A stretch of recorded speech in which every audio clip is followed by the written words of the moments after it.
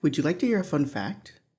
Once you become a registered sex offender, you must abide by the state and local laws in your jurisdiction, one of which is a restriction on where you can live. The most common restriction is that an RSO cannot live within a certain range of places where children often are found, like parks, schools, and daycares. This range can be as small as 500 feet away and as large as 2,500 feet, but it all depends on the state and local jurisdiction law. Let's use Florida as an example, since it has some of what people would claim the harshest laws against sexual offenders. Florida state law prohibits those convicted of sex crimes against children from living within 1,000 feet of places where children reside. Miami-Dade County takes it a step further by changing the 1,000 foot number to 2,500 feet, pretty much forcing these guys into homelessness. The strictness of these rules also have created places dubbed pervert parks, which are areas where only sex offenders reside. But you already know this, so why am I talking to you about it? Well, I was looking at this stuff casually, as one normal person does, and a question came to my mind. How far can we push this? There has to be some crazy places out there where a group of sex offenders, or maybe just one of them, squats somewhere because they have nowhere else to go, as the area around them becomes more decrepit and starts to break down because nobody wants to maintain that property. How bad can it truly get? This is Lorne Armstrong. On this day, 17 years ago. Yes, happy Lornemas to everyone. It is a great day to celebrate. On this day, 17 years ago, Lorne goes to meet a 13-year-old girl that he has been talking to very sexually for a month, only to be arrested and put on television. We're gonna start here because I don't feel like picking apart Lorne's living situation before the sting. I know he cries about having 11 acres before he was incarcerated or something, but the good stuff comes after his time in jail. I can only live a certain place. I have to be away from certain places, schools, parks. Okay, there's a bajillion places in Yeah, Maine. there is. If I was in Cambridge, Maine, where I used to live at my fucking house, I'd be fine because I had 11 acres there. I owned 11 fucking acres. Do you see how much I fucking lost a long time ago? Okay, so Before the fucking sting? hold on a second. 10.4 acres is what it was.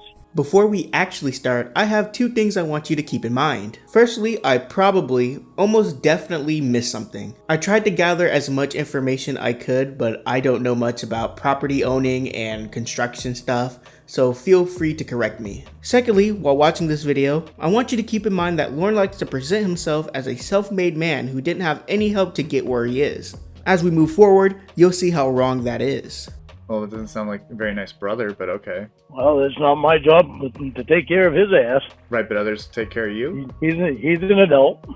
Right. Nobody's taking care of me. Nobody's taking care of me. Right. How did you cover your land when you were locked up? That was my aunt, but I paid her back. So then they covered you, right? Yeah, she helped me out, You and just I said paid that her no back. one covered you. Nobody pays my way. Okay, Lorne. Just the Like government, fucking right? Roy. Yeah, well, just the government. Right. There you go. Try to find something against me. I'm just saying, Lorne, like, don't sit here and grandstand about how no one takes, you know, I'm not taking care of people because no one's doing it for me when you are. 5 years in the slammer later, and he's let into the world with a lot more restrictions. Maine doesn't have any laws regarding where a registered sex offender resides, so it's left to cities and towns to enforce this rule. Both Portland and Bangor, Maine have one in place restricting RSOs from living within 750 feet of any place frequently housing children. And that is where Lorne's probation offices are. He also cannot live with his mother because she lives in Section 8 housing and felons aren't allowed to reside there. So what the heck is he gonna do? 3 things. I'm not sure of the order, but 3 things. 1.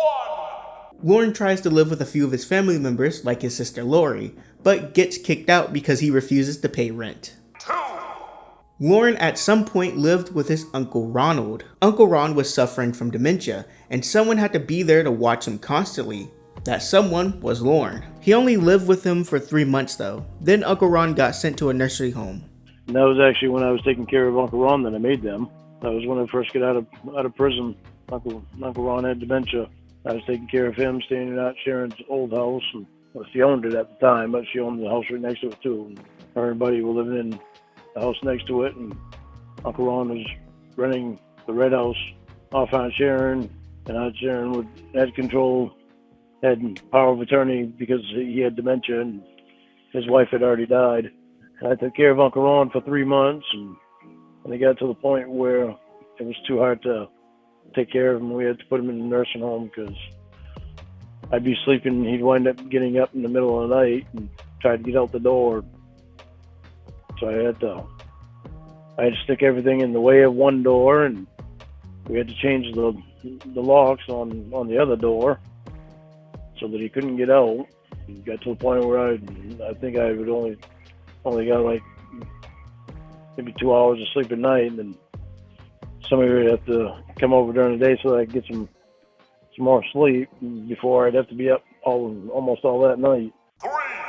Lorne's family members decided to put him up in an apartment in Skowhegan. The first deposit was made and he had money for rent, so he was set up for a good while. Then he met Nikki. Nikki is another story for another day, but to keep it short and on topic, Nikki was a single mother in her 20s whom Lorne met at a bar. Lorne at this point was allowed to frequent bars and drink in moderation, as it wasn't restricted to do so by probation. Through a lot of desperation, Lorne ended up giving Nikki around $9,000 for her to buy an apartment and furniture. He expected Nikki to love him afterward. She didn't, and then a restraining order was placed on him, so money well spent. How did Lorne get all that money? He already had it, because his family gave him the money for the apartment. He also obtained and maxed out credit cards, something that he isn't allowed to do under his terms of probation. With no money, he gets booted out of his place and now owes his family members money back. There are 3 people that are going to be mentioned a lot: Mama Gwen, Uncle Clayton, and Aunt Sharon. These 3 are not only the few family members that will associate with Lorne,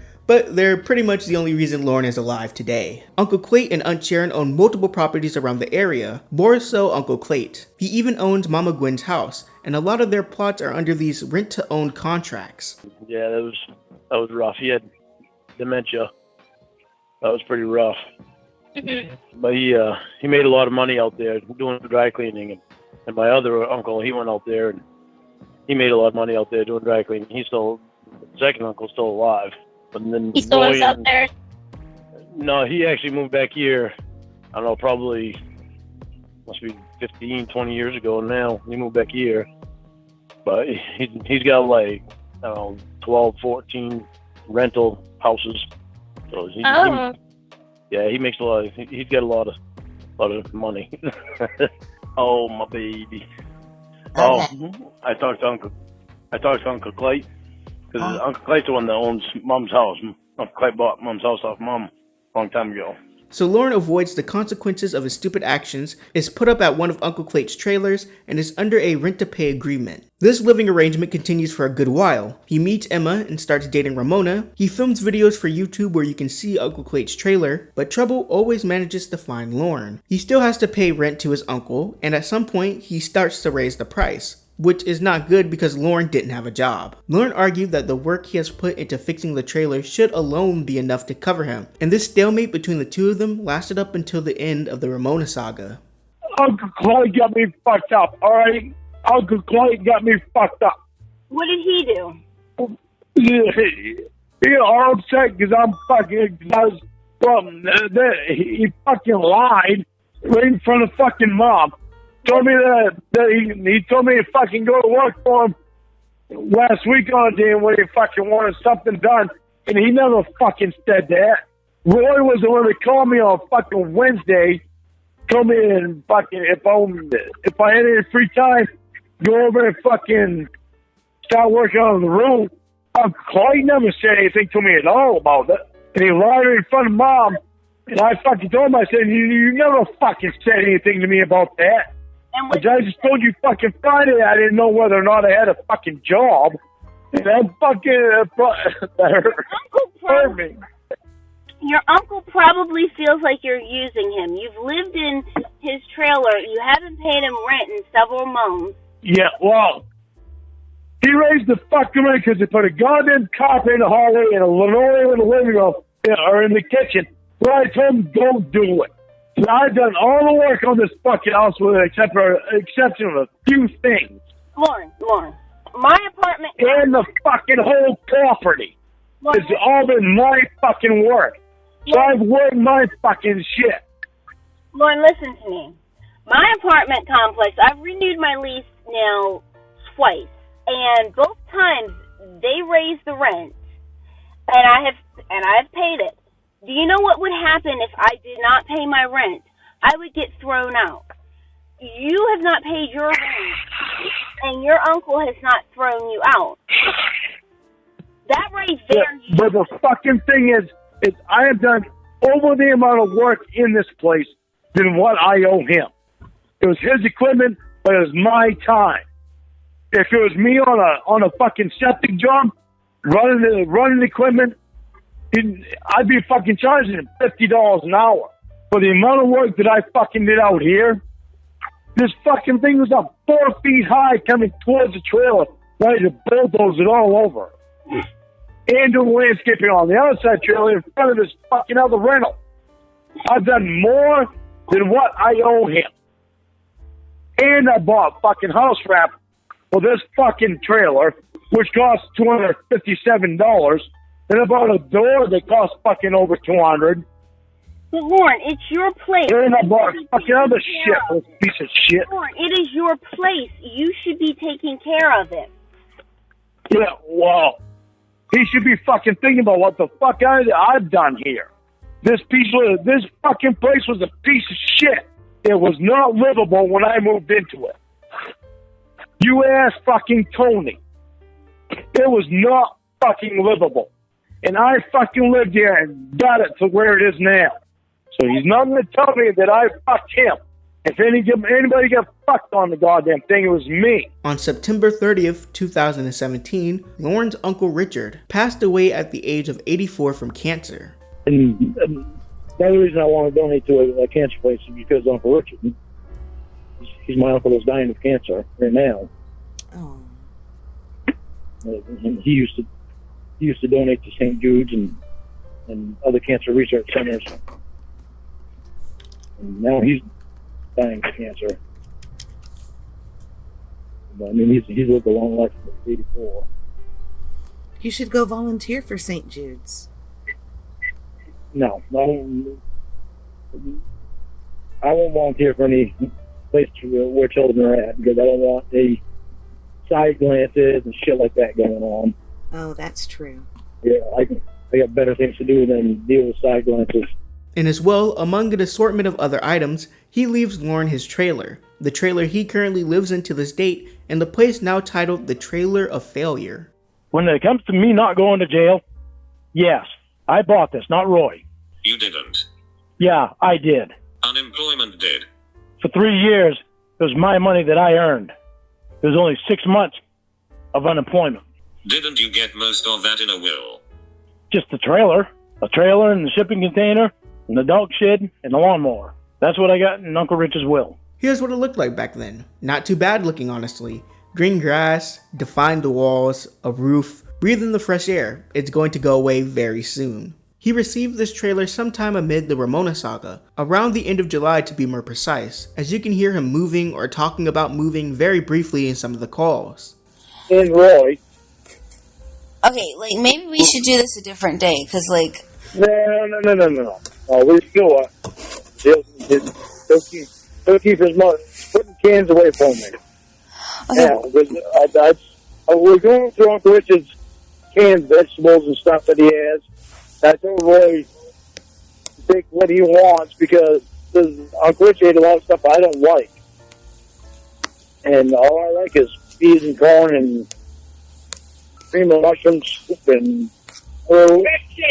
and I told Roy to take the rest of it. And that's what we just went through. Now he's putting stuff away that I want. Did you keep your furniture, or you're using his?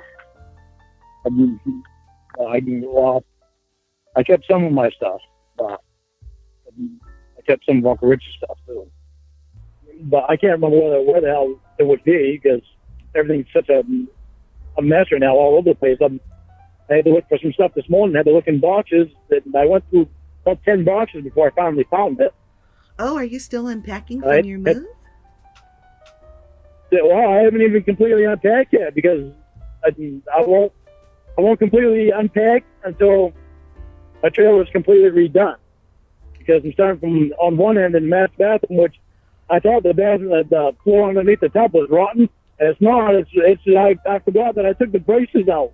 Okay. the first time I tried to tub out, the tub started sinking down, and I was what the hell's going on? Oh, and I thought no. the floor was rotten.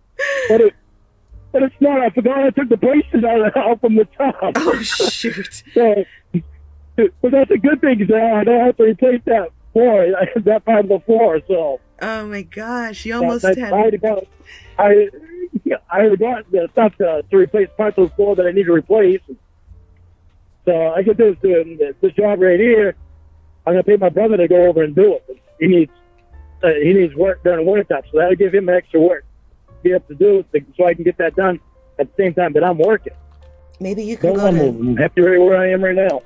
Chafee would It's hire a you nice back. area where I don't have anybody bugging me. I go outside and I can see trees. I can see grass. And Roscoe and Sadie can run out back, and I got a nice big lawn that I can mow, and nice shed out back that I'm fixing up to make sure. There's actually a trailer that my uncle had, like a semi-trailer. Oh, okay. So like a tractor trailer, the trailer on the back of a tractor trailer, 18-wheeler. Nice. He got a trailer out there that he do it and set it in place and made a shed out of it. So started caving in the roof. So I'm fixing the inside so that the roof doesn't cave in. The next year I'll put a peak roof on it and fix it all up there on the outside, the siding and shit on it, so it actually looks like an actual shed. But it's a nice, long, big shed, so trailer, so it's a lot of room for tools and storage and stuff. And he's got two other sheds. One's just falling down that I'm gonna tear down, and the other one I think I'm gonna tear down once I move it to a different spot. And well, actually, you have three other sheds. You get another one out back that Roscoe and Sadie go inside, and have the ride lawnmower in there, and snowblower, and my grill, and my push mower, and a workbench out there. Even have my pooper scooper out there. Roscoe and Sadie's poop. Well, I'm glad you have a good plan. I do. I do like it. I liked it in Canaan, but now that I'm down here, it's like I don't have anybody right next to me, and I really like that. Yeah, you can just be yourself. Yeah, that's one big thing that I really like. That's one reason that I liked it down in Cambridge where I had my house before. Is I had 11 acres there, and it was all just me around me. Me and woods and a nice big lawn. I can't believe it. It all's fallen together for you. I know. I'm so fucking... My mouth is just dropping every fucking time I turn around, because everything went all the way downhill for me at one time, with losing my job, my truck breaking down, having to move out of my trailer at Canaan. Now I'm going to be getting this property off of my uncle, and I'm getting this trailer up here that's bigger than the one in Canaan, and I get to fix it up the way I want it, and now getting this fucking job. It's like unfucking believable. And this all happened within fucking 4 months time. We get some information, enough to piece together what's going on, but Lorne keeps his mouth tight as he is in super paranoia mode about calls being leaked to the internet. Mom gave me tips the other day. I own this trailer now. Because you own the trailer. I don't know how you think this shit should be so fucking easy to make. I really don't understand how you think it should be so fucking easy to make. Yeah. You need to come back down to reality. This shit ain't fucking easy. Well, I'm trying to think of what it could be, because... Well, that's the problem. Is you're trying to think of what it could be instead of how I'm feeling about shit. I can't think about how you're feeling until I know what it is, Lorne. I don't know if you're going to lose your house. That would make you feel one way. I don't know if your relationship with your uncle is over. That would make you feel another way. You're asking me to consider how you feel when I don't even know what I'm considering. How does that make sense to you? You're making me feel like a fucking gossip. That's why you're making me feel like it's gossip, something we put on the goddamn internet. So all the fucking pieces of shit can fucking hear about my life. By the time the trailer was his, the troll had ended. It would appear that Lorne was in the clear, but there was still one big issue. Lorne owns the trailer. He does not own the land. But, like, so I guess you just didn't put the land through your bankruptcy. It's not even in my name. Hold on. And once again, this is information that I shouldn't be telling you. What am I going to do? Sell it to the dark web? Record me and put me online. Anyway. The land is under Uncle Clay's name, and he starts pushing the scales even more and wants Lorne off the property completely. In comes Aunt Sharon, who once again saves Lorne by purchasing the land from Uncle Clay. Is your land in Cornville, or what town is your land in? It's in Cornville. Did they, It's not my land because it's not cherished. Wait, say that again? It's not my land, it's not cherished. So, like, is she ever gonna, well, you know what, I guess, like, it's not gonna be put in your name until you pay it off, probably. That stuff I'll tell you face to face. No, I mean, that's not a detail. I'm just saying, like, she's probably gonna wait, until, like, it's paid off and then put it in your name, just in case you default on the loan. That stuff I'll tell you face to face. Doesn't need to be over the phone, it's not important. Yes, on August 25th, 2017, for $20,000, Aunt Sharon denies Lorne the opportunity to face the repercussions of his actions and buys the land. Now Lorne has to pay Uncle Clay the money he's owed, and then he has to pay Aunt Sharon to buy the land. But Mama Gwen also helps Lorne pay off Aunt Sharon, so now he also owes his mother back. Keeping up because I'm not. It's honestly very confusing, and I'm sure even Lorne and his family gets lost in the weeds. The point is that Lorne owes all three of these people money. I owe Mom money, I owe Aunt Sharon money, and I owe Clay money for this land. Because I haven't been getting the hours, because I have to go to therapy and I have to go to class. That's taking a lot of money out of me just for gas. I have to travel to Augusta, and I have to travel to Bangor and back. It's taking a lot of money out of me. I have to get off work early in order to go to these places. It's $160 a month just in gas. That doesn't include the amount of time, money that I could be making if I was at work. And I have my light bill that I have to pay. And I have my land payment that I have to pay. Now I get my car payment that I have to pay. Full coverage insurance. And the dogs, and myself. Off money that I'm not getting very protected right now. I might this week. I have to fork the money over so I can get, because I'm Mom and Aunt Sharon, and Uncle Clay's not waiting because it's payment on the land. And we have a schedule to be paid in 3 years, which I want to pay it off before. Well, how much do you owe the three of them? Altogether, it's $20,000. It's less than that now. Made payments since what? How much do you pay each week? Pay whatever I can pay. And I also have gas that I have oil that I have to buy to heat this place. I thought you said your mom didn't have any money. Now, how did she lend you money for land? Huh? I thought you said your mom didn't have any money. How did she lend you money for land? Uncle Rich left her some money. Not much, but he left her some money, and she used that money to help me out. That's information that I shouldn't be telling you until I do see you face to face. I'm sticking my neck out here and trusting you along. Okay, that's not information that anybody needs to know. I had thought that your aunt or somebody had lent you money for the land or had co-signed for you. I knew that you didn't. She did, but Mom's helping me pay her back. So wait, so your aunt lent you the money and now your mom's paying your aunt? My mom is helping me pay my aunt. She helps me pay my aunt half back, so I actually owe half. I owe $2,500. I don't owe that much now. Probably owe 21 or somewhere around there. Mom's getting it written down. I owe half of that $500,000 contract, half to Mom, which is not even half anymore with either one except for Mom. Mom helped me again when my car broke down and Uncle Rich left me. So let me know so that I could get my vehicle that I have now. Because I needed it in order to get back to work and get to class and get to therapy. Mom's helped me out quite a bit. And yeah, it's sad that I have to turn to mom to help me out right now. He also is set on turning his trailer into a home. Mind you, he's saying this to someone who he isn't dating, who catfished him for months, and who won't be in his life after this, but it's really the thought that counts. I would much rather be in a hotel room with you than to have you come here and be with me here at my Uncle Rich's house that I've decided it's not the best place in the fucking world, so I'm going to build a house. It's good enough that I'm living in it. I mean, it's not the biggest dump in the world. It's certainly not what I'm used to.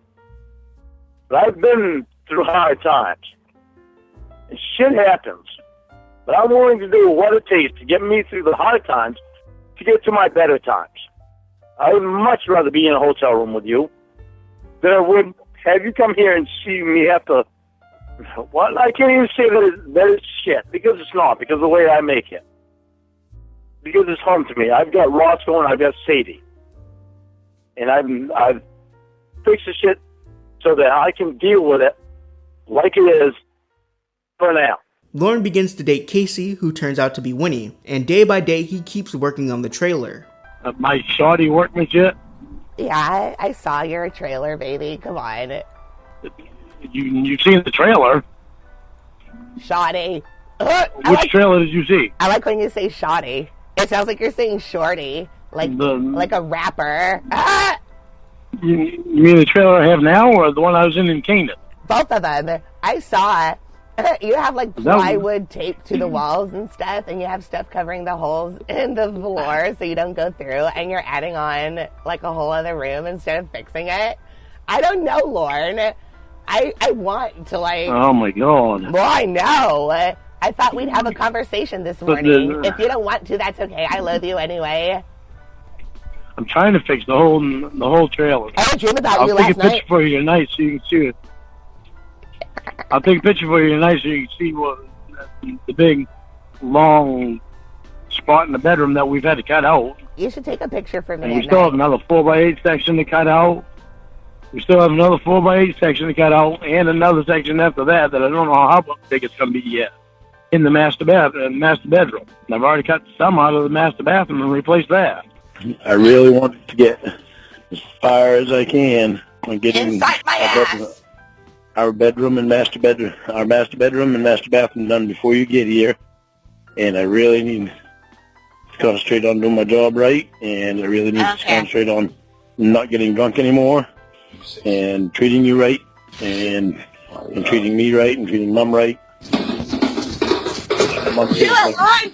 Dance with me! As for payment, he's still paying Uncle Clayt.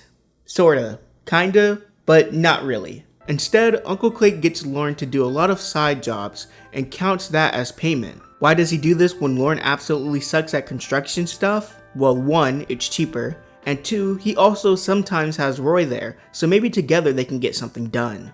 You gotta get things done on the house. No, you don't. I gotta try to finish shingling Uncle Clay's roof. Oh yeah. Sunday's gonna be raining. That's a good day to do the roof. The only dry day that I know we're gonna get is Monday, and I think it's supposed to rain some then. Okay. So I really need to get Uncle Clay's roof shingled. No, you don't. He can do it himself. He has money. No, he can't. Yeah, I owed him money. That's how I'm paying that money that I owe him off. I knew it. I knew you were working the money off instead of giving him cash. I love it. That's what I'm saying. You treat me like I'm stupid, like you're putting me down and shit. I'm not treating you like you're stupid or putting you down. I'm bringing up the fact that you are trying to work money off when you should just pay it back the way it was given to you. Do you know anything about the law? I thought you studied it in court. Or, I mean, well, you did, kind of, but in prison. You study the law, right? I don't know the law, but I watch small claims court a lot, and you know what? You have to return things the way they were given to you, whether it's property or cash, unless you have a different something set up beforehand. Uncle Clay loves you. He knows you're having financial problems, and he's letting you work it off. That's very nice of him, but that's not the way it should be. And if that's your agreement with each other, then I should stay out of it, but I can still have an opinion, unless you don't want me to express it. I'm going to wear a burqa, so I'll be quiet. you can express your opinion all you want, but you have to listen to me sometimes instead of just saying it all out without knowing the whole story. Well, that's the whole story. Yes, me and Uncle Clyde have an agreement. We have an agreement. Me and Shingle is rule. Yeah, I know. Otherwise, he'd be paying more for somebody else to do it. You made that agreement after he thought you were going to pay him cash back, though, right? And he's like, well, I might as well get something out of it, right? That's probably what he said. What's very interesting about this property is that it morphs to fit not Lorne's plan, like an idea or like a structure or something laid out, but the idea of Lorne's dream house. The problem is that Lorne's dream house is heavily influenced by the person he's dating. So Lorne will be working on something, then he'll ask this person, hey, what do you want for a house? And whatever they say, he'll start building and never finish building. When the person you're dating is mentally ill, poops in bathtubs, and does endless amounts of drugs, things can get really crazy really fast. Have you ever had a poop in your butt? Yeah, a couple times. I hate it. Had one early this morning when I was putting the toilet in. I was like, oh, fuck. You already used our new my toilet. clothes on. I had to.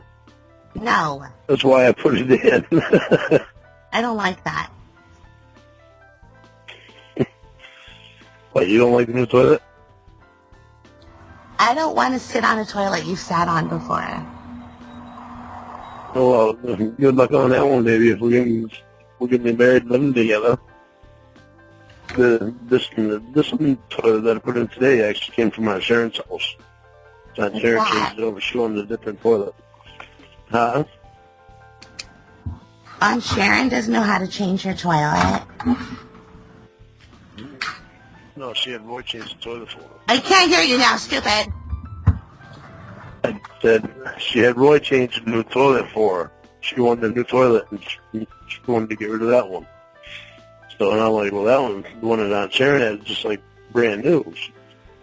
So I took that one, and I changed the one that was in here to put that in there today. Oh, there's also the time Emma and Dan visited Lorne at his trailer, but I don't think there's anything of interest in the video. I honestly forgot it existed.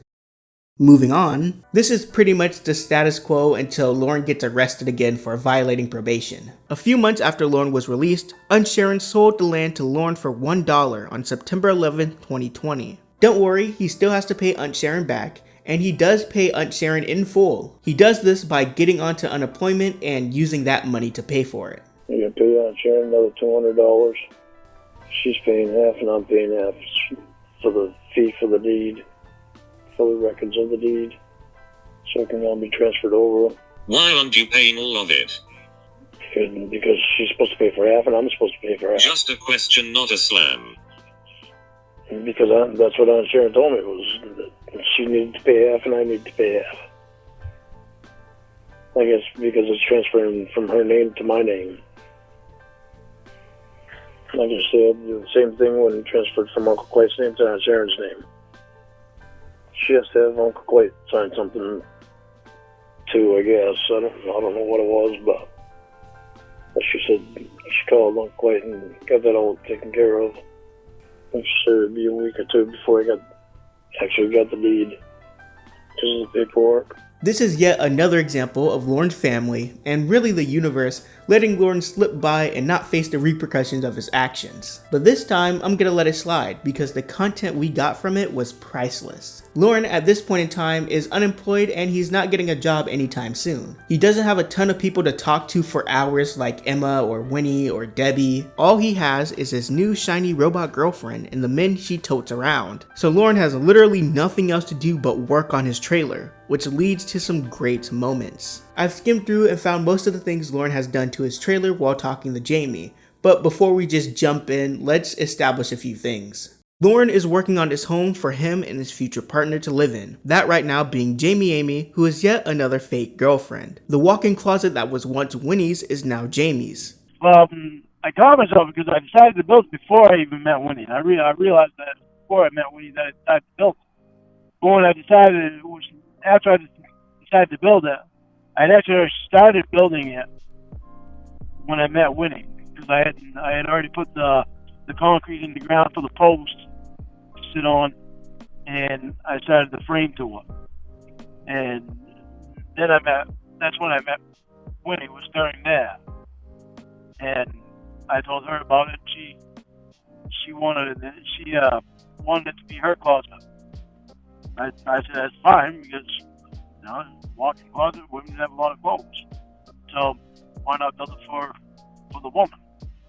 So then me and Winnie didn't work, and now it's yours. It's going to be built the way you want it. You were doing the house anyway, stop acting like it's the grand gesture to me. Jamie, when I asked you how you wanted to do a new house, what did you tell me? Didn't you promise Will's ex-wife a closet? What the hell's that got to do with anything? Who the hell's talking about her? Well, I feel so special. I never went shopping with her. I never asked her what she wanted. Whatever you say. It's not a lie. I never asked her how she wanted, what she wanted for a closet, how she wanted it. And if Roy gives me over tomorrow, I'm going to have him go get flooring for your walk-in closet. I can't. You didn't hear a word I said. Yeah, can you put a toilet in the closet too? No. That's what the master bathroom's for. I want to shit in 2 places. I want to leave my mark like a dog. Like a Snoop dog. Master bathroom, and then the master bathroom, then you get the other bathroom at the other end of the trailer. Hey, baby, I sent you a picture of the master bathroom. I know. Okay. Okay. So, where that washer and dryer is, there's actually going to be another small room right next to that the washer and dryer is actually going to go into, because where your walk-in closet is, on the other to that. So there'll be a small room with a washer and dryer, so that way you can have the counter in there, pull clothes and stuff. And I'm not really talking because you can't hear me. What I need to know is what color you want the bathroom. Purple. Purple? Yeah. Light purple or dark purple? My restroom. It's where I take a dump. Purple or purple? Purple. What do you want for a floor in it? White marble. No, I was thinking the same thing too. Lorne was kind enough to provide us with a layout, a vision of what his home will be once it's finished. Unfortunately, it is very hard to read, but don't worry, I was able to transcribe it. The entire area is at least 20 feet away from the property line. We start with a driveway which leads up to the carport, which leads to a garage door or something, I can't read that. There's some kind of lamppost, this thing, and there's the metal shed. Moving into the inside, we have a porch with Jamie's awning. Why does Jamie have her own awning? Here's the guest bath and guest room. The living room and the wood stove is labeled as well as the chimney. The living room opens up and connects to the kitchen, dining room, and pantry. There's also a kitchen addition for some reason. We have the master bedroom and master bathroom. Here's Jamie's closet with the furnace closet, and connected to that is the laundry room. I'm under the impression that Jamie will continue doing her porn work in the closet. That's why all of her extra additions seem over the top like a chandelier. Why is the laundry room next to her? That's gonna be really loud. The back door leads to a fenced off yard only containing Roscoe's doghouse. On the other side of the fencing is the dog shed. If that doesn't help you visualize the trailer, then maybe this video that Lorne recorded for Jamie will help you out a bit. I'm over here, now you're showing my stomach. Can you see me? I can see fine. Show him where he sleeps. Yeah, she's seen pictures of that already. But it's a mess. Alright. We'll show her the house, Roy. What's the wait till it's done? This way.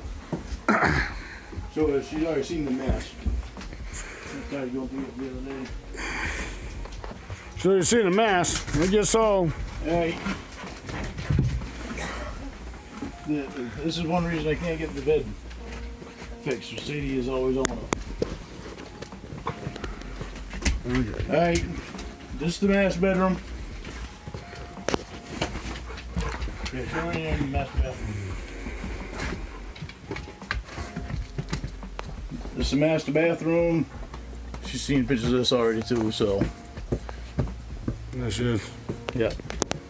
Yeah, it's not looking too hot, but it's a work in progress. Now, here's a question. How is Lorne gonna get materials for this project? Well, many places actually. He goes to the dump and grabs materials from there. In the past and currently, he would go to auctions, buy a bunch of broken garbage, and attempt to repair it. It doesn't have a seal somewhere. It's missing a seal. Because it's not pumping my coffee out. Yeah. Fucking thing.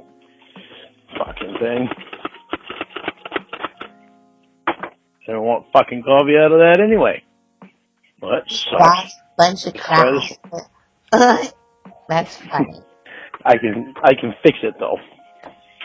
Easy to How are fix. you gonna fix it? You're gonna try to find another coffee pot somewhere else and take that transmission from the other transmission and put it in that coffee cut? He has the good old-fashioned 10-mile yard sale, an event every year where tons of people including Lorne sell their junk. But most importantly, he has the tear down house. At some point while dating Jamie, Lorne was given the task of tearing down someone's old home. Instead of being paid, like a normal job, he gets to keep any materials he finds in the house. So you're not working on that? I'm sorry. So you're working for this lady to tear a house down? Yeah. Some guy he wants to put a modular home in. He was gonna fix up this old house that he grew up in, and his mother was still living there. He'd been fixing it up, but he bought the property and the house, and his mother had moved, and so he decided to tear it down. He had a couple. He lives out of state right now, works for the railroad. He had a couple of friends come up and look at it that work in construction. They told him they'd be spending way too much money trying to fix it up. It would be better to just tear it down. So how much are you making for both jobs? One job, nothing. The other job, can't tell you. Nothing. One job, I get to keep the material. The one that I tear down, I get to keep everything in the material. Oh, okay, that makes sense. Yeah, makes perfect sense. To get it torn down. It's a great question. Where is he going to get this money for this dumpster? No one knows. Before he even does anything with the teardown house, he was supposed to get insured or licensed. One of the two, or both. I think it cost like, oh man, was it 170, 170, something like that. This motherfucker did not do it. He just kept pushing it off. Oh, I don't need it yet. Never did it. You'll hear a bit of things that he starts taking out of the house to put in his trailer. He also takes certain items and sells them to make a bit of cash. Unemployment is $380 a week right now. And then plus whatever I bring in for what I sell at the tear down house and whatever I work for Mila. He gets his gang to come in and help also. Roy goes there, his brother Paul goes there, his friend Elton goes there, either keeping or selling anything they find. Funny side note, Lorne loves to try to get people he knows into these schemes. He tried it once with Tony, he denied, and Lorne lost it. Winnie is completely fucking sober. Even when she said, "Fuck your mother." I am so... You know why she fucking pulled this shit, Emma? Red love balloons. Emma, do you know why she fucking pulled this shit? Because I asked for Tony to come over and help me on the addition. On my fucking trailer. Well, don't you always help them? Yeah? Yeah, but they're so fucking lazy. That fucking cunt can't give up a little bit. I know it might seem like goofs and gals, like a fun time, but this is still an actual job. Lorne was finished tearing down the house by April, and if he doesn't, he will receive a fine. I'm going to be going over to tear down house more and try to get it torn down. Get it torn down by the end of April, so I gotta start concentrating on that more now that I got the truck back on the road. What happens if you don't finish on time? Then I think I got to pay a fine if I don't finish on time. So that's another reason why I don't know. No idea. That's why I'm trying to hurry up and get over there and get it finished now. I've spent a lot of time doing other things this winter and wanted to get over there, but. With all of that context, let's now work backwards and try to figure out what Lorne did for like a year and a half talking to Jamie. Spoiler alert, it's not much. Lorne would work on the teardown house on and off while assigned the job. He'd show up for a few weeks, then just stop going, then say that he has to pick up the pace and get it done. If my life is like it is now, no. Honey, I'm trying to make your life better. I seriously am. That's why. That's one of the reasons that I'm going to be going over the teardown house just about every day that I can, so I can hurry and get that done and focus only on the business. Focus on the business and getting the house built. He doesn't really tear down the house either. It's more like scraping the inside of anything he finds valuable, like grabbing a large amount of insulation or random papers and trinkets he finds. I went to our teardown house this morning to get more stuff. I went into the attic for the first time. There's a few old things up there, but not much. Paul went with me. Oh cool, what was up there? Some old tin cars, a tin dollhouse, couple old games and books. More crap stuff than anything. There's an antique set of scales that I'll take a pic of and send you. Hang on. Do you want to keep them or sell them? Keep it. It's neat. I'm at the teardown house, honey. I just scooped up the last of the blown insulation in this first room. Got a total of 44 trash bags full. 4 more rooms to clean up of just blown insulation. I found this in another room. Now I'm gonna make a mess. I got one wall of plaster off and a little from the ceiling, but it's too dusty, and that shovel doesn't work good. I came home and put insulation underneath your closet. Some insulation. Honey, these 2 hooks are from the teardown house, and the brass. What do you think about using them in our bathroom for our robes? They will be like new once I polish them. There's also all of the wonderful sales he's made from the house. Good morning, Precious. We just took the kitchen cabinets out of the teardown house, Precious, and delivered them now to the guy that bought them. He wants to buy the hardwood floor out in the teardown house also. I need to figure out how much I need to sell the hardwood floor at the teardown house for. The same guy wants a door too. When I stopped at the teardown house today, I stopped and got some things out of there I thought the antique guy would want. And I was surprised when he actually gave me some stuff back. And he said, "You keep this stuff and I'll give you $10 for this stuff." I said, "What?" I said, "Why don't you just take it all?" He said, "I'll give you $10 for this stuff, you take this stuff." I said, "But this stuff's old." I said, "I don't really want it." I said, what year is that from? That is some can of stuff, some wooden stuff. And I said, "What year is that stuff from?" He said, "Well, by the looks of it, it looks like it's probably from the 1950s. I said, "Well, it's old like you, so you need to take it." He said, "Yeah, you just wanted to hand the junk to me." I said, "Well, you picked out the good stuff." I said, "You might as well take the junk stuff too." Jamie and Lorne would stop talking for months, only to reconnect later. She asked about the teardown house. I said, I've torn down all I'm going to tear down out of it. It's just me doing it, and Roy can't help him because he's got something wrong with his back. He went and saw the doctor last week, so he's got something wrong with his back. And I thought you had to tear it all down, though. Huh? I thought you had to tear it all down, though. Only by a certain time. I get everything that I needed by a certain time. If I didn't have it torn down by that time, then he had the right to go ahead and hire somebody to tear it down. But he gave me extra time to tear anything that I wanted out of it. And so I just went over and got stuff. Was it last week? I got the last of stuff that I wanted.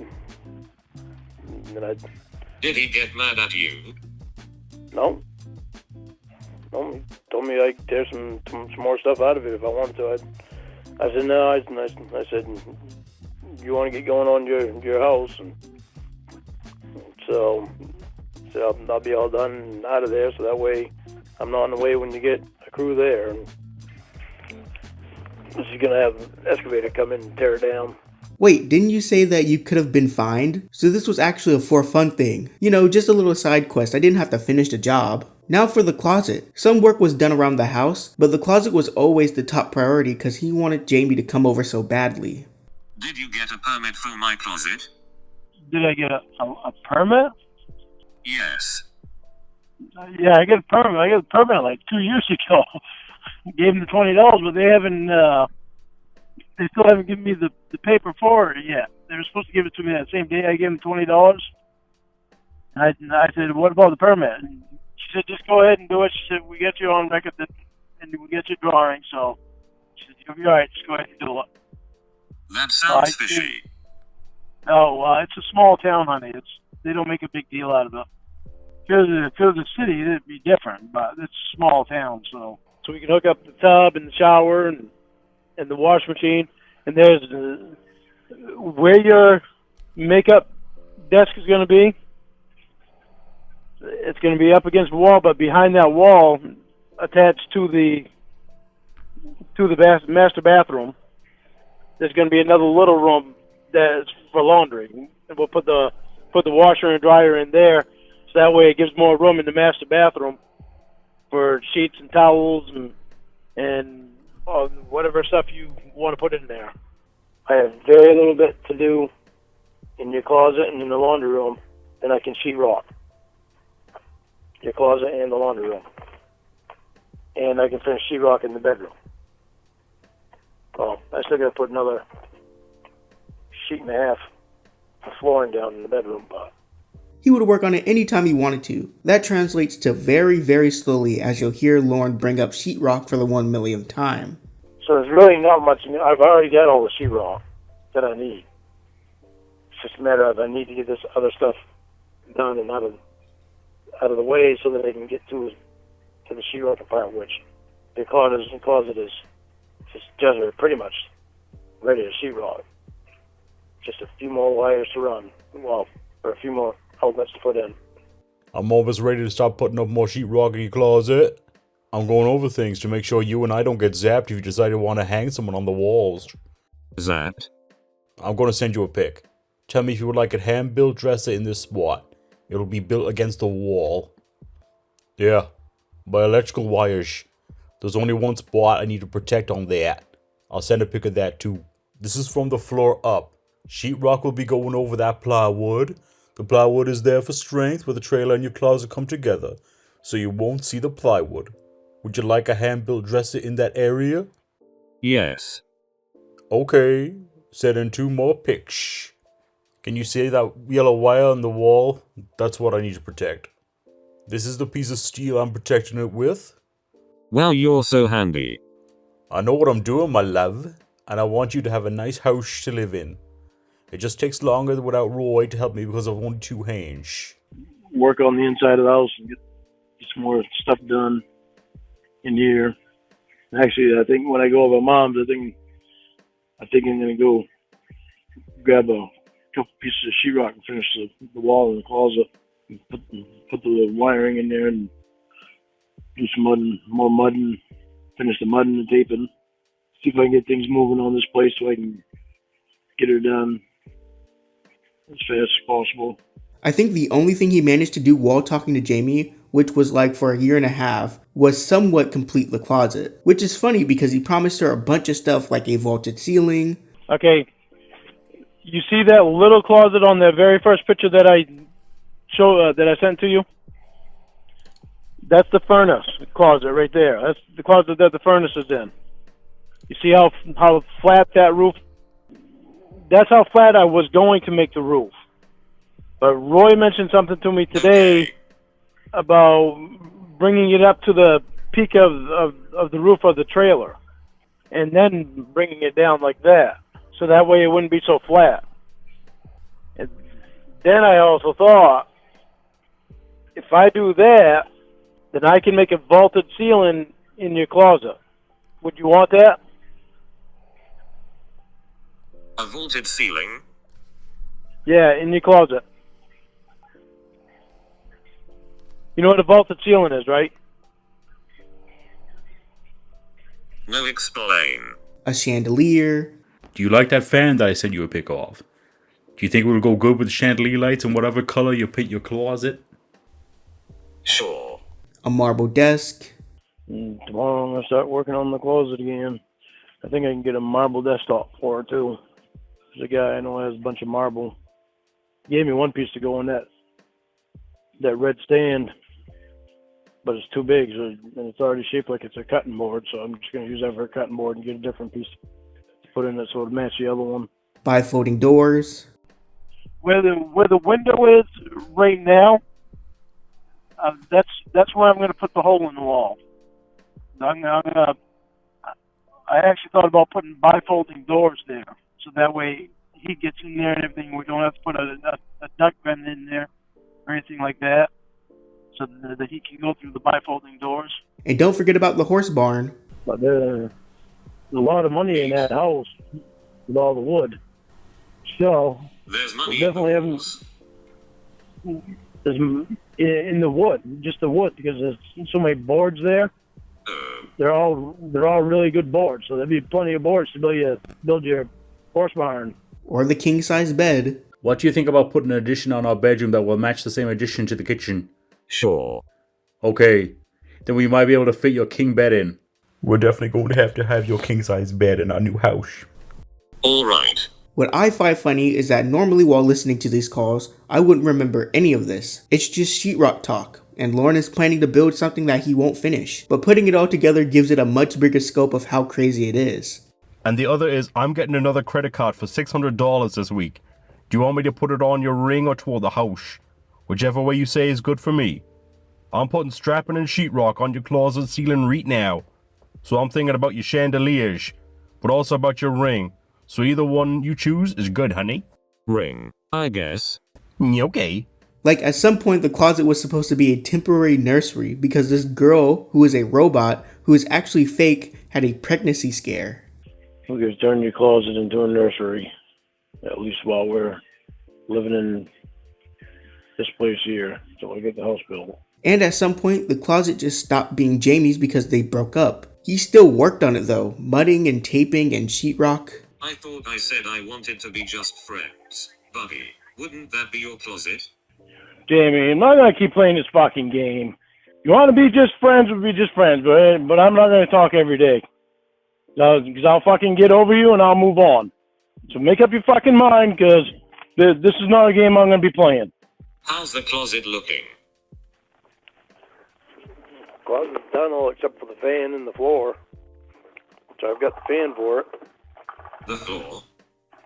Yeah, the floor's not done. Floors will be the last thing that I do in the whole house. Anyway, so far this is where I'm at. See, and that's all done. I got that up top all filled in. So, hey, now I gotta crawl underneath there. I gotta jack the trailer up on this side because it sank down a little over the years. Me and Roy just jacked it up like 5-6 years ago when Uncle Rich was still alive. So, until I get some concrete on under there, we gotta keep jacking it up to keep it level. So, but it's freaking chilly out today. Actually, with the sun coming out, it's getting warmer. And I love you. Lorne was even kind enough to show off his trailer to both Jamie and Casey during their throuple Zoom call. Let's see how much work he's gotten done. And that's the... There you go. We'll just go like that.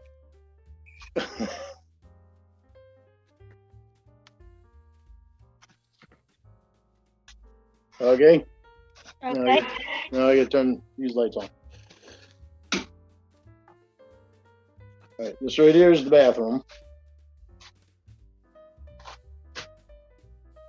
Oh, looks pretty good. I was getting there. I've got all the tile for the other part of the shower. That part of the shower there. I can't see where I'm pointing at. I can see a shower. Is that cardboard on the wall?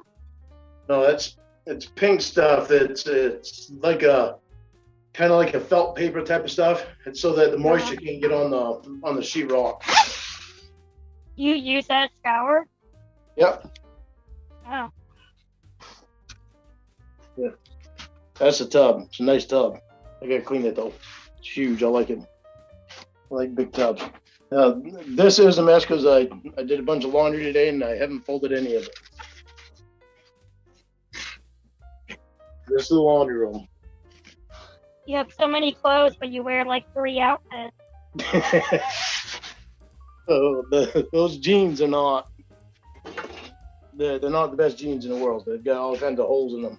So I only use them if I have to go under the trailer or something like nice that. and neat. Uh-huh. See the bedroom. All right. Okay. You gotta hold it a little bit lower because you're pointing it at the ceiling.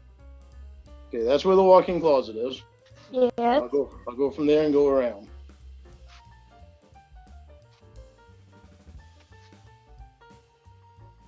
Got a treadmill. Yeah, I got to put it to use. Oh, that's a nice painting. Where'd you get it? I don't remember where I got that. Pretty. I think I got that at one of the auctions that I go to, or used to go to. Haven't been to in a while. And there's Roscoe and Sadie.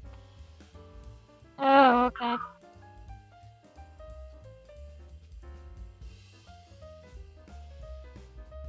Okay, that's back around to the closet.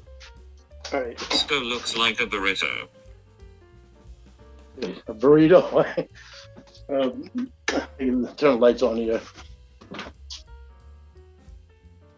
He's wondering what I'm doing because I'm turning all the lights on, so he's picked his head up. Okay. This right here is the kitchen. Okay. What's that? Oh, calendar.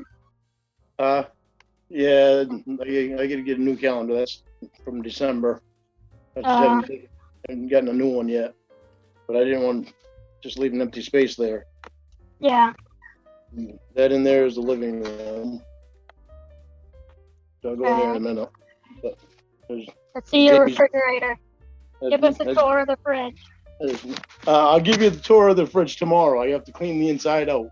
You gotta tell me now. I was gonna do it. I was gonna clean it out today, but I didn't get a chance now. to. Oh my God, you're fucking demanding. There's the fridge. It looks pretty clean to me. No, it's not. It's got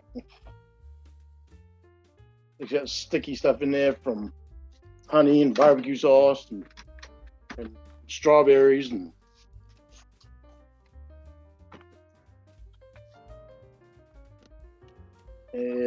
all these cupboards are coming out.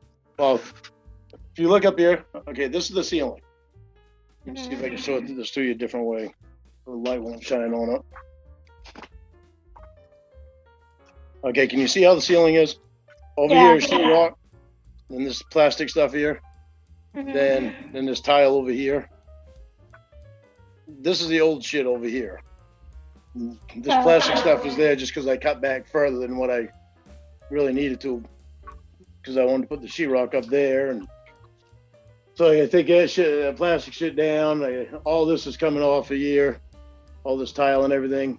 Actually, all this stuff here is all coming out. All the cupboards and everything. So all those cupboards are all coming out, and all new cupboards are going to be put in there. It'll all be new ceiling. But the only thing I have left to do is from the kitchen right back to for the outside walls, at least. And right back to here. And this right here. Okay, there's my TV.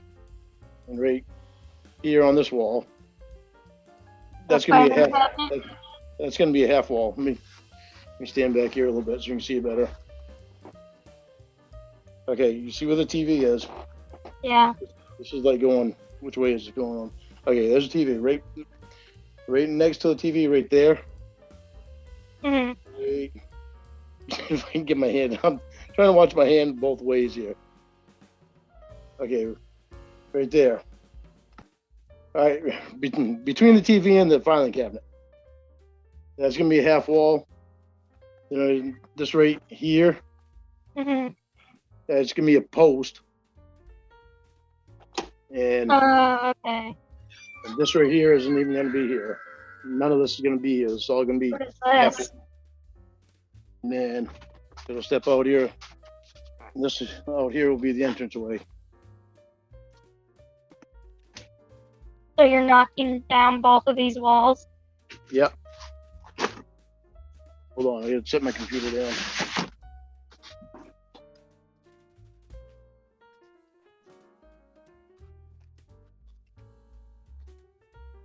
Okay. I don't know if you can see it or not, but there's the freezer.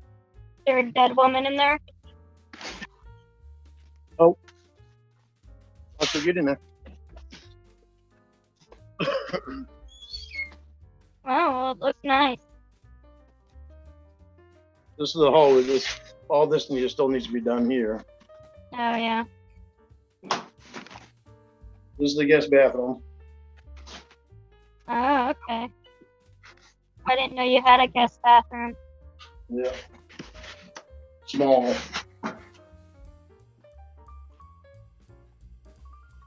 And it's the guest bedroom. All this needs to be redone.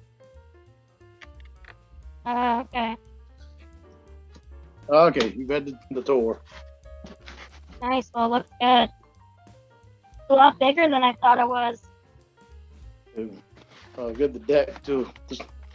You won't be able to see it there, but that's the window to the back. Oh, okay. And let me go out here and get cold. There's my grill. In case you've seen my grill before. Yep, I've seen it. This is the dog pen out here. Wow. I feel like I'm forgetting something. Oh, right. Now I feel so special. I feel so special. I asked you how you wanted me to do the house. It was 1 floor for me, 1 floor for you, and 1 floor for Will. But see, it's not my job to build a 3-story house with 1 story for me, 1 for her, and 1 for you. Wait, how many stories? 3 stories.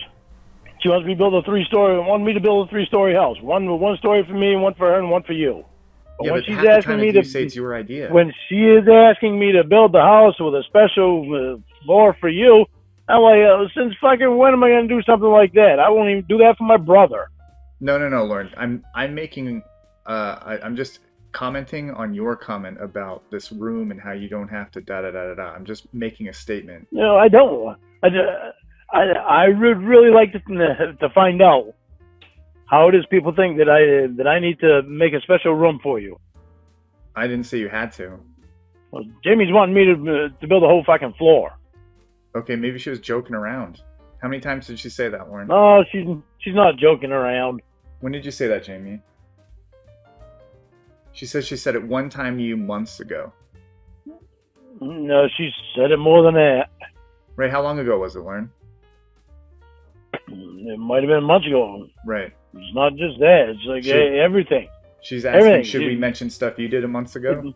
Jamie, you have been so involved with Will that you wanted to name a baby after him. Not an answer to that question. That's not the only thing. You wanted me to build a house with 3 stories and 1 floor just for Will. You don't see a problem there? You don't see a problem there? You changed the argument to something else. No, I didn't change the argument to anything else. It's still the same subject. Yes, you did. It's still the same subject, Jamie. No, it isn't. It's the same thing like you wanting me to build a whole level for Will of the house, on the house. Some of you have probably noticed by now, but I did skip over one thing because I wanted to save it for last. One of my all-time favorite things in the Jamie saga is this wonderful specimen and the story it tells. Ignoring the huge trash fire, this is the metal shed, a shipping container that was gifted to Lorne. Didn't you get most of that in a will? Just a trailer and the shipping container. He turned it into a shed that mainly holds his tools and other garbage, but occasionally, Lorne's brother Roy would live there. Roy, bedroom in the shed, honey. Roy is kinda in the same situation Lorne is in. He works for Uncle Clayt on odd jobs. Actually, he seems somewhat productive when working for Clayt, but when working for Lorne, he flakes and doesn't want to work with him. Thought Roy was going to be coming down to help me? No. That was a major false alarm. Supposedly he's going to go to church. He even gets upset with how Clayt is maybe conning him a bit, just like Lorne. I said, Clayt, what do you do down too, and I don't like it. Come on, so he said, okay, he said he's gonna bring me a detox, or I'm getting kicked out of mom's. Well, you need detox, Roy. No, I don't. I don't. Yes, you do. Yes, you do. Roy, no. Listen to Yeah, me. you do. Please listen to me. What you need? Please If I listen to get me. that word one more time, I'm gonna blow my fucking top.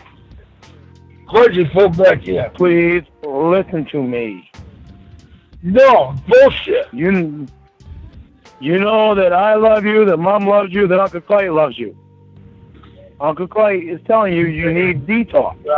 He's saying that because he loves you. You need to listen to him. Why do you be here? I can't fuck. You need to listen to him. Look too much, yeah. You made so much fucking money out of me. Yeah. You made so much $10 out of me. You made so much fucking money out of me. Roy, he had you in his will. So don't fucking say anything bad about Uncle Clay. Obviously, he loves you. You need detox. The difference is that Roy isn't a sex offender, so he jumps from living with Mama Gwen to living at hotels to living in the metal shed. Well, Roy said that he doesn't, but he is going to go see the doctor today, and he's going to be down tomorrow. So he's going to be staying in the metal shed because he can't give Mom what he has. He's got to stay over my house, out in the metal shed, and I told him, I said, we can fix that shed up, and so it's some living quarters. You can stay right out there. Sorry, the person he you are doesn't have a trying to job. reach has a voicemail box that has not been set up yet. Please try your call again later. Is there still room for him to sleep in your shed? In the shed, yeah. We'll just have to move some stuff out of there so we can put his bed back in there and be able to live in there. You can imagine that it gets pretty cold in Maine, so you can hear Lorne trying to make it as warm as possible for his brother. But hey, at least he gets a bed. I am going to do a couple things in the metal shed too, so Roy can be a little warmer and more comfortable. Honey, I guess I'm going to work out in the shed today and do what I can to make it warm out there for Roy. I have a good idea how to make it so it will hold the heat for a long time. I hope it will work. Insulation, styrofoam insulation. So we're going to take and put that underneath the metal shed where Roy's living quarters is. So we help keep the floor warm. One day, Lorne speaks to Roy and this girl that Roy knows. She is 25, homeless, lives in her car, has aspirations and wants to do something more with her life, doesn't smoke or drink, likes horses, and for some reason is a perfect match for Will. Roy's still at the hotel. He's got another room for another night. He's got a friend that is homeless also. And she's 25, but she has ambition. She doesn't want to be where she's at. She's been sleeping in the truck. She has a truck, and she's been sleeping in that. She's got all of her stuff in that. But she doesn't do drugs. She doesn't smoke. She doesn't drink. She likes horses. I told her about you, so I need to know what you think. I'd really like to hook her up with Will. I think her and Will would like each other.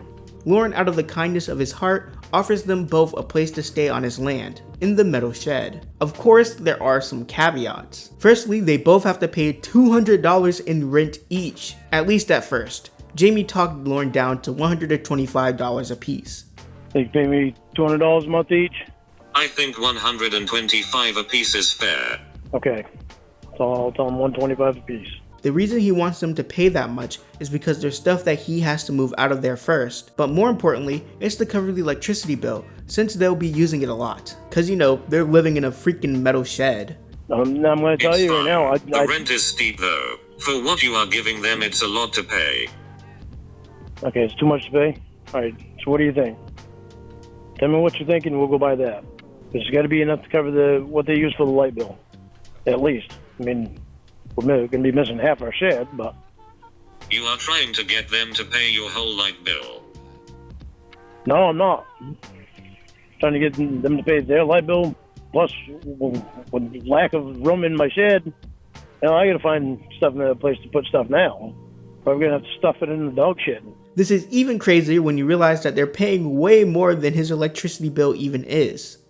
Okay, so he sent his light bill, his monthly usage summary. Okay, now this is before the robot, I believe, that this information came out. He had a balance because he hadn't paid or something. But the amount due on the bill, are you ready? What is it? $122. Okay. And I think that's because there was extra payments that months that he had not paid. That's not all either. They have to work on the trailer. And help me around the place, keep the place up. They have to work out the teardown house so they can get an addition to the shed. Yes, in addition to a shipping container. Isn't she just staying there for a bit until she gets back on her feet or something? I don't think you should be demanding they help with your tear down the house. Well, that's where the material is going to come to put their addition on. So they'll have more room out there. Now what do Roy and this girl get in return? A shipping container. Not the whole thing though, because his tools are in there. So where did you come up the price for rent? I just figured the light bill. I figured the light bill, and I won't be able to use the back part of the shed for my stuff, so I told him I need half the shed for my tools. They also can't sleep in the spare room Lorne has because... Why couldn't she rent the spare room? She can, but I'm not having both of them in there. And when you and Will get here, that's Will's room. I also didn't think you'd want me to rent it to another woman. So the first part of this call is Lorne getting Jamie's thoughts on this. So she was coming over, but you wanted my opinion first? I wanted your opinion. I wanted to know that you were all right with it. Because I had already told her. I needed to mention it to Jamie and ask her about it and make sure she's all right with it. Lorne then promises that he'll call Jamie when this girl arrives, as she's very eager to move in and start cleaning up. It is very funny how much Jamie desperately wants to hear this conversation. Okay, well, call me when she gets there and you are going to tell her. Okay, well, yeah, I know I'm going to tell her. I got to tell her anyway. Call me when she gets there. I will, honey. When is she supposed to be there? I don't know. I was just texting with her because she had questions about electricity and running water. Just call whenever. Okay, precious. It's been 15 minutes. I know, she's not here yet. I'm not going to worry about it. If she shows, she shows. If not, then, oh well. You and I still have a place to live, and that's really my only worry. All I can do is offer her the help. If she shows up, I'll call you, honey. Yeah, I'm waiting around for this call is why I'm asking. Then Lorne calls back after this girl already showed up to the trailer, so we can only go off of his recollection. But here's what happened. That shit ain't gonna fucking happen. There ain't no fucking way. Why? She just fucking showed up and she walked over to the storage shed and she fucking looked at it. This is the thing. She wouldn't shut the fuck up. I was like, what the fuck? I told her, I said, if you shut the fuck up, I'll tell you what we can do. I said, and I've been talking to Jamie, and we're thinking about letting you stay in the spare room. And she's like, well, that's not going to happen there. I'm not. She was very focused on that fucking shed. Then she went over to look at the fucking chicken coop. She said, what's this? I said, that's a fucking chicken pen. And I told her, I said, I'm not the one that's fucking homeless here and staying in my truck. I said, I'm trying to fucking help you out. I see potential in you. If you want the help, I'm trying to give it to you. I said, but I'm telling you right now, Roy's head is fucked up. If you want to follow him and get all fucked up like he is, that's up to you. She said, well, I appreciate it, but I'm not staying in that shed. And she said, nice truck. And she said, I've seen it before. I've seen you following me around. I was like, what? I said, I never even seen you till today. She got in her truck and I just fucking let her fucking go. What a fucking Weren't weirdo. you supposed to call me when she got there? But didn't even have a chance, honey. She was fucking walking around like she owned the fucking place.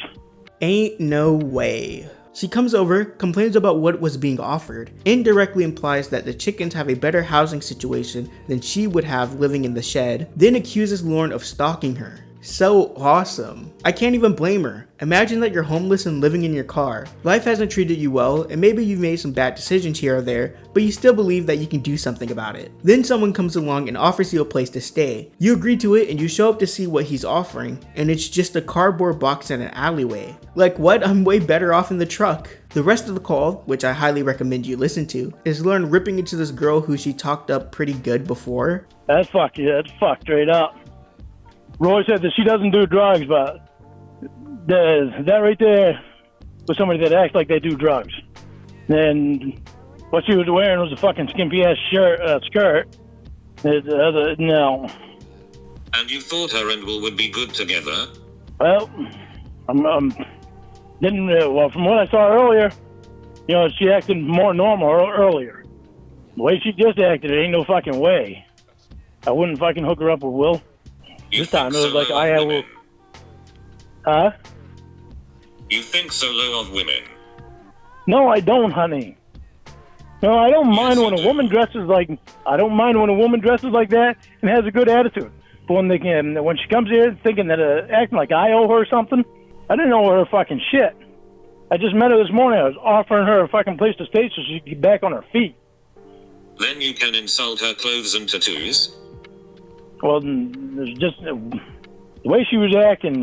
It wasn't so much her clothes. Actually, her clothes did look pretty. Then he rips into his brother for bringing people like this girl around. Right, Roy's out on the street because this woman didn't think your shipping container was livable. That's not the thing, honey. The thing is, Roy doesn't even care about himself right now. So if he doesn't care about himself, he's not going to care about me. He's not going to care about what he does. He'll bring alcohol right here. He'll sneak it just like he did last weekend. Hit it over on Ben's land, right next to my land. It's all about you, right?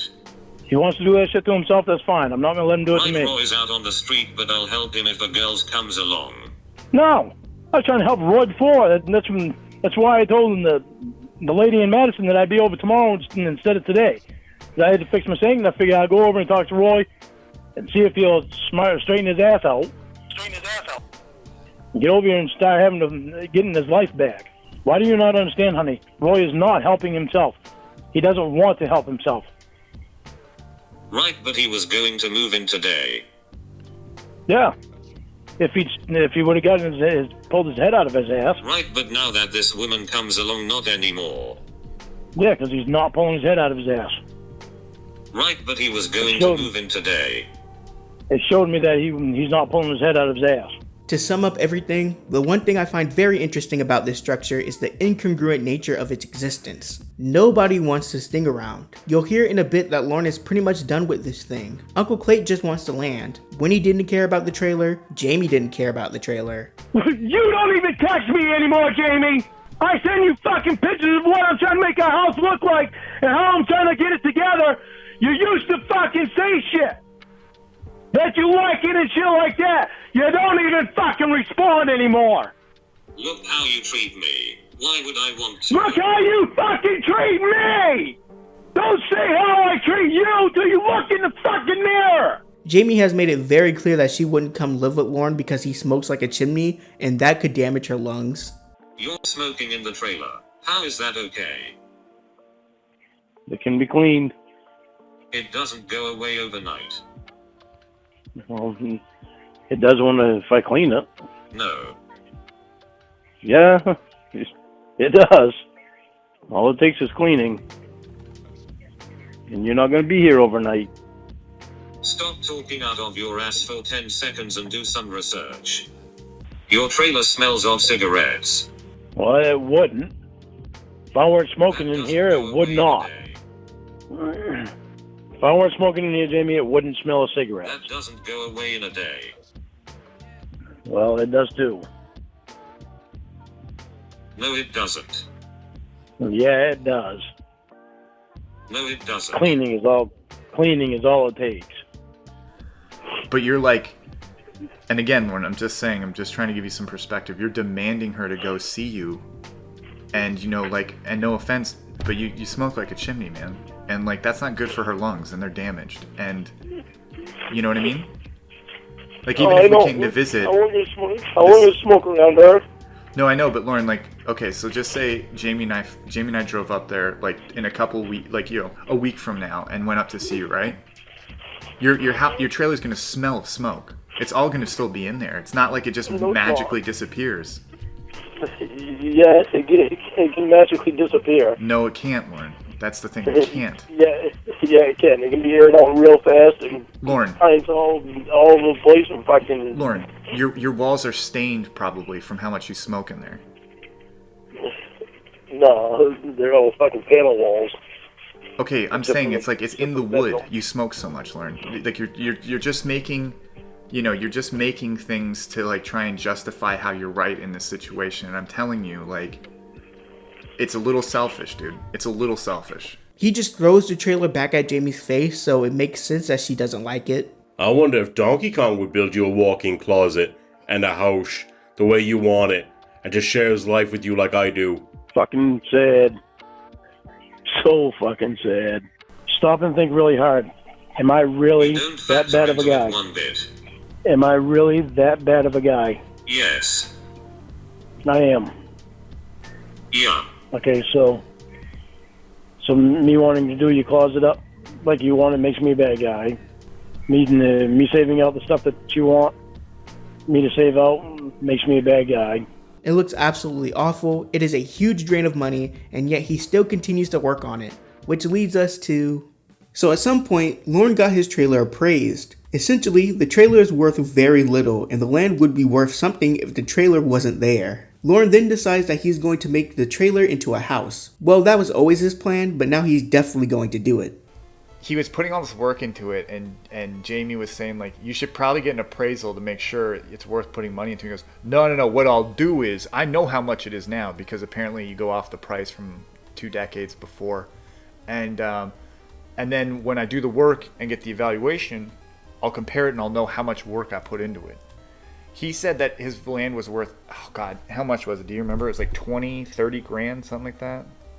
Well, that's what he thought. He came across, he decided that was what it was worth because there's land down the street from him that's for sale for $15,000. Yes. So Lorne just assumed that meant that his was worth $25,000. Right, that's right, yes. Because of course, because Lorne's land's better for whatever reason. That's right. So he got the appraisal eventually. This is way after the fact of him putting work in, and they told him that the trailer is worthless and the only thing you get money on is the land. And I think it was like $5,000 or $6,000. It was real low.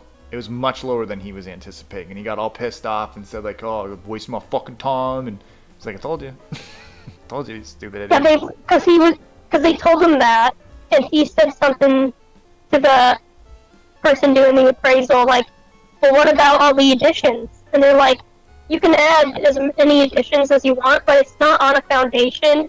If someone's buying this land, they're going to need to bulldoze this whole thing down. So it's worth even less with the trailer on it." Right. And no matter what you do, no matter how many rooms you add, it's still a trailer. It's still a trailer, and it looks like shit. I mean, look at it. This isn't really like any normal trailer anymore because I've been adding onto it and redoing the whole thing. So, but it's like it doesn't matter how much I do to it. The realtor told me that it's not going to increase the value of the property. And plus, the wood that I'm cutting, I'm clearing out back because I want to bring the value of the land up more. So I probably got 1 or 2 loads of wood there. So that's why I'm trying to... Didn't you just buy a $300 cement mixer the other day? I did. Well, why not pay these loans off? Because it's either I buy the $300 cement mixer and mix my own cement, or I take out a loan to get a cement mixer in here. Or you don't get a cement mixer at all because you can't afford it. I get the cement mixer, which I already got, and I mix my own cement so I can build my pad for my house and slowly but surely get my house the way I want it. The trailer is worthless. It's a trailer house. The trailer's worthless? Property value, they don't The property value, they don't value it as much. What do they value it as? Like $50? No, I think they've got it valued now like 10,000. Well, that's Who valued it? The town has an appraiser go around every year for taxes. So the town sent an appraisal over and said 10K. Yeah, well, that's just the trailer. The land is valued at 30. But still, I could sell this place. I could sell this place for 60 or 70 right now to the right buyer. At some point, Lorne decides to just ditch the trailer and start to consider building a new house somewhere else. I was thinking about building a house out there and tearing this fucking thing down because I'm tired of working on this thing. This may seem like a last-minute shift since his trailer is falling apart, but he's always had this idea. Despite all of the cruel things he said about his Uncle Clayt, he wants to follow in his footsteps. Clayt has money by owning property and getting people, some of which are actually family members, into rent-to-own contracts. And Lorne thinks he can do the same thing. Yeah. And you know what the good thing is? What? Is after I pay this land off, I can buy the land right next to me and build a house on there or put a trailer on there or something, and I can rent that out. That'll be extra income. What's my house like? My house is actually my uncle's trailer that I've been tearing apart and rebuilding and adding on to it, and that's why I don't want to live here. The realtor told me that it's not going to increase the value of the property. So it's like I thought about just after doing everything I've done, I thought about just tearing it apart and building a house. And I'm like, yeah, I don't really want to live in Cornwall, so I'll just finish the trailer and I'll build a house somewhere else and either rent this property here out or sell it or something. Yeah. But Sounds I like don't you got it all figured out. Yeah, because I don't want to live here. I mean, the biggest reason I'm living here right now really is because of Mom. She's in Skowhegan, and it's only like 7 miles away from her. Lorne will switch between having this trailer either be an office for business or a second home when he leaves, if he leaves. You're gonna be like, I'm gonna buy a piece of property with the house, but there's something wrong with that house. Let's bulldoze it and take the parts, and then we'll buy another house and add those parts to the new house. Come on, Lorne! Well, no, what I want to do is I want us to buy a piece of land and we can build our own house exactly the way we want it to be built. The closet. I think he's done with the closet. He's converted it to like a office. What would you call that room now? It's not a closet. He has like the computer in there. I call it like a mini office or something.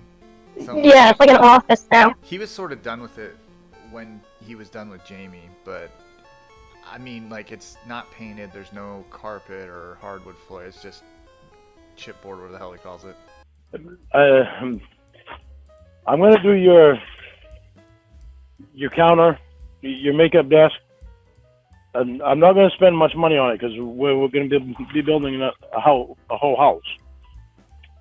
So I'm just going to do it as cheap as I can because it's just going to wind up being our office building anyway. What do you think about me building the house? Oh, I thought we talked about that earlier. Oh, we did, but you never really gave me a clear thought of if you think it's a good idea or if you think I should just keep going on the trailer. I said I thought it'd be better if you built that house. Casey didn't really get the trailer projected onto them as the other girls did.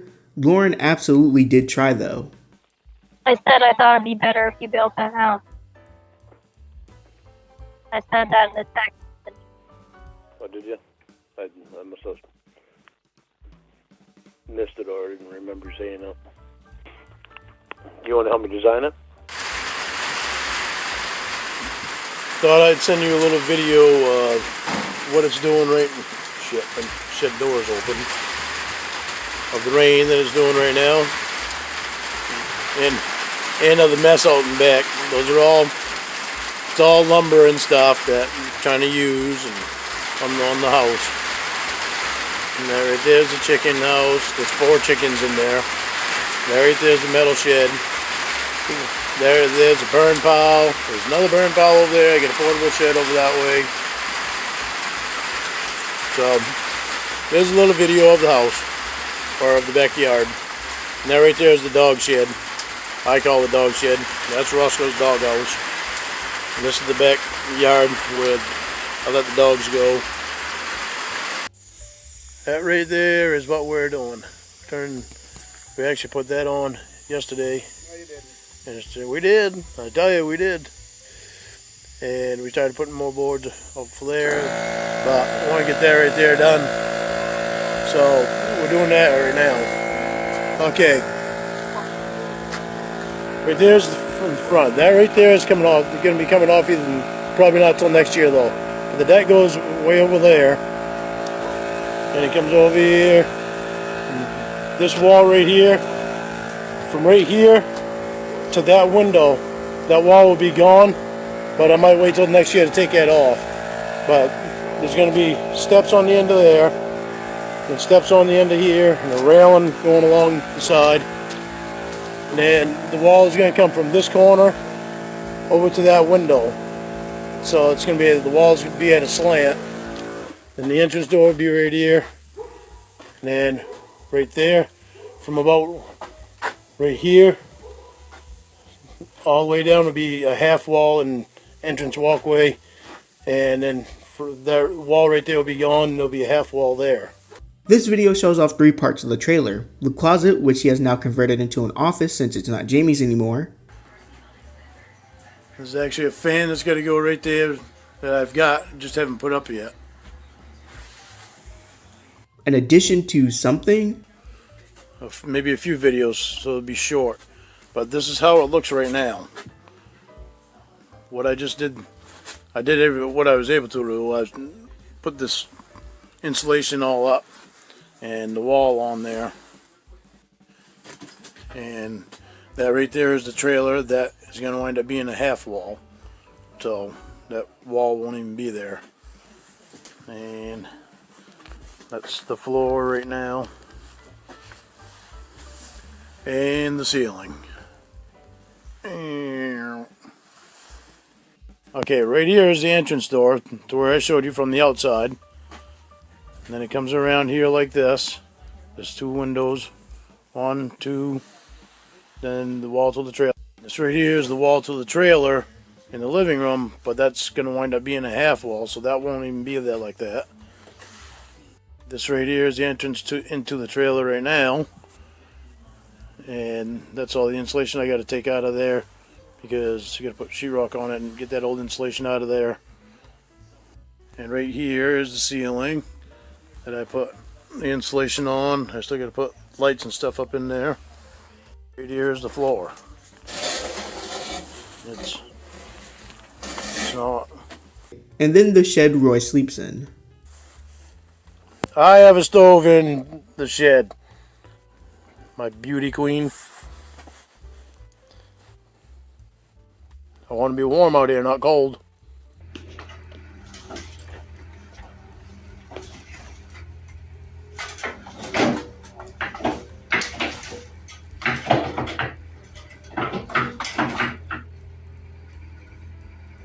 Just pick up the couch. There are 2 of you and it doesn't look that heavy. I think he's trying to reach in right now and get the couch. I told him pull the couch out of here. Oh, he's getting the wall. Now can you see the grass? See how short it is now? See those clumps of grass? I've been doing a lot of crap, so I haven't been able to come out and cut it for a few days. But you see where I kicked off my boots on the steps? Okay, right. There's the windows. That's the well. That's the dog shed. That's obviously the trailer. But that's the well right there.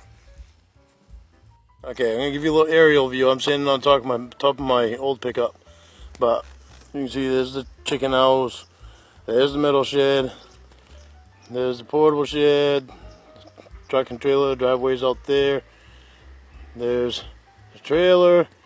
And so the trailer would be gone. The dog shed would be gone. And the house would actually, the further side of the house would be over that way, and then this side of the house would be over this way more. So, and I'd have to cut more trees down right in here, but this would all be lawn back here. So, and that's all stuff that I've got cut down now. But that stuff there that Norman has to take in so far.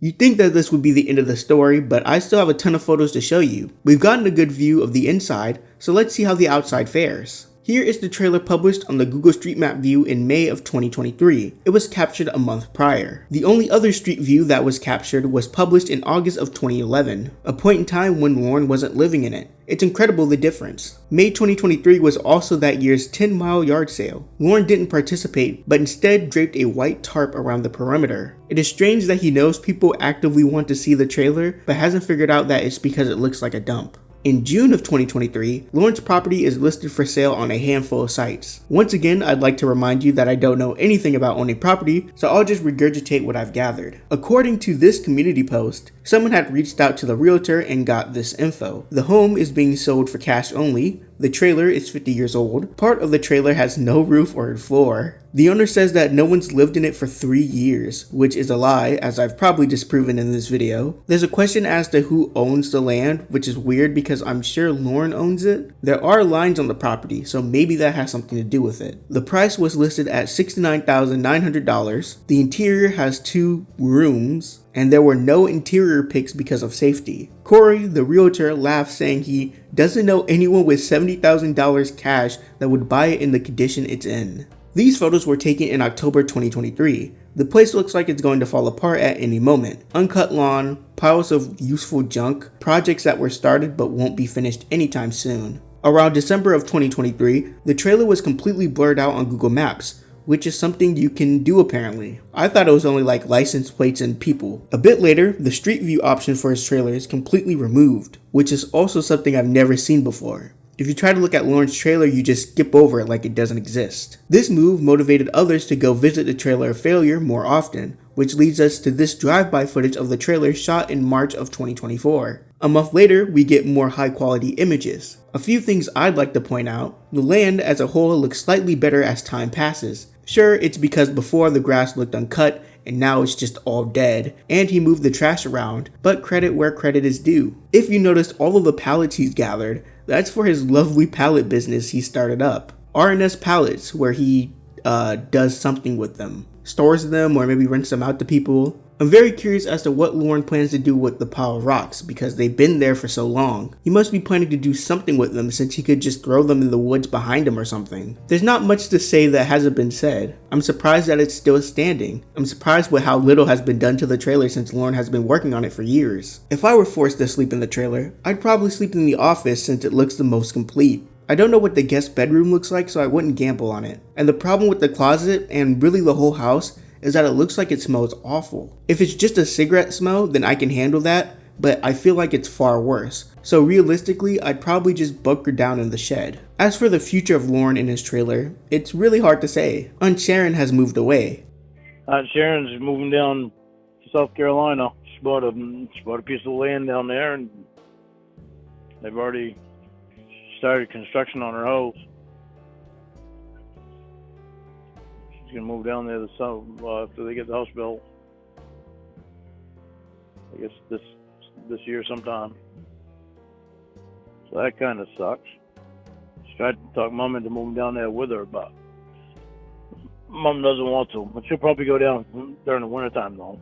Mama Gwen is pretty old. Who knows what Uncle Clayt will do with Lorne? And the place he lives in is barely a shelter. Will Lorne succeed, sell the land, and move to somewhere better? Or will he be forced to roll the boulder up the mountain over and over again, trying to get the trailer to tip-top shape? But that's pretty much all I got for you guys today. Again, if I missed something or got something completely wrong, please just let me know. Happy Lornemas to you all. I hope I made your day a little less boring, and I'll see you all in the next video.